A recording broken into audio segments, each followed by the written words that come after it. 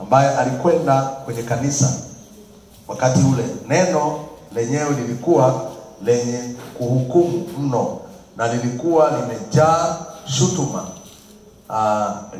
Likaleta kuvunjika moyo kwa hali ya juu sana, hali ya mafadhaiko kwa mke wake. Mimi mwenyewe pia, anasema, baada ya muda kupita bila kujua ya kuwa nimepokea neno la kinyume kiasi kile, mtu mmoja wa Mungu anayeheshimika kimataifa aliniambia kuwa neno lile lilikuwa limetoka kwa Mungu. Yeye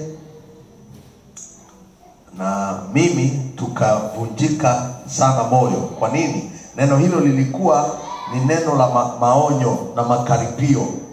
Katika hali ya kushangaza, hata hivyo, ijapokuwa neno lile halikuwa limetoka kwa Mungu, Bwana alinitumia kusema nami mambo kadha wa kadha.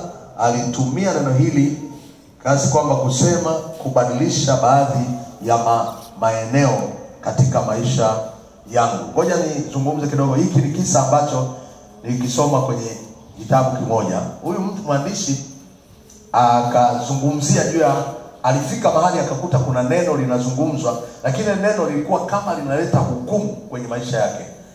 Lilikuwa linatoa makaripio, na alipolisikiliza akasikia kama kuvunjika moyo, kwamba hili jambo, mbona kama huyu mtu ananisema, mbona kama huyu mtu ananikosoa, ananisema.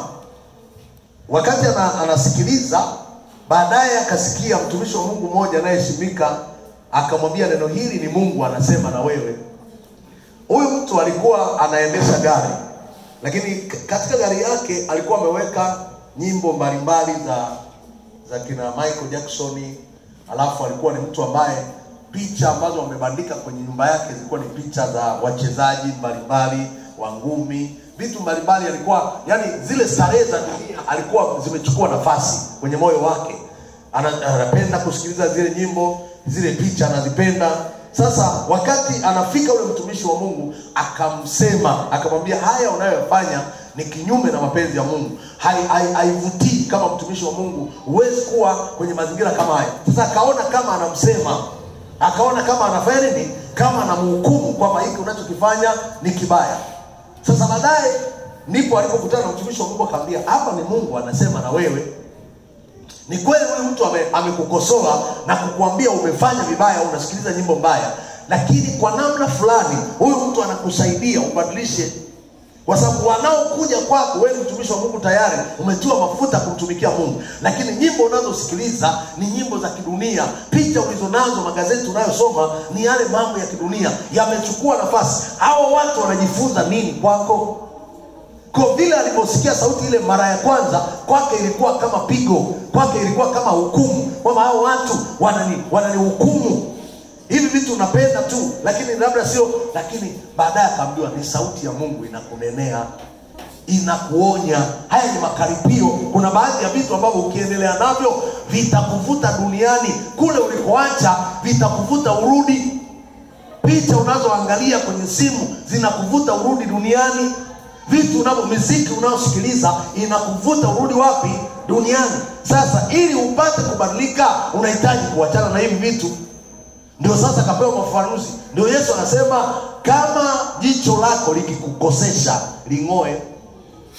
Kama mkono wako ukikukosesha, ukakupeleka kwenye uovu, ung'oe au ukate huo mkono. Bora uende mbinguni hauna mikono miwili, lakini uweze kuliko kwenda na mikono yote alafu uende jehanamu.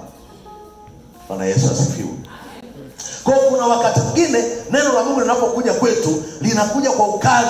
Linaweza likaja kwako kama maonyo ama makaripio, lakini lengo na shabaha, Mungu anakuwazia mema. Mtoto unaweza ukamkanya, hiki kitu sitaki ufanye, anaona baba kama ananionea, kama ananihukumu au kamchapa, lakini kumbe unamtafutia mema. Bwana Yesu asifiwe. Kwa neno la Mungu linatuonya. Biblia inasema linatukaripia, linatuonya, linaturekebisha ili tuweze kubadilika kutoka mahali tulipo na kuingia katika mahali tunapotakiwa kwenda. Bwana Yesu asifiwe sana. Kwa liruhusu neno likukaripie. Kubali neno likukemee. Hata kama linakukemea, kubali. Usianze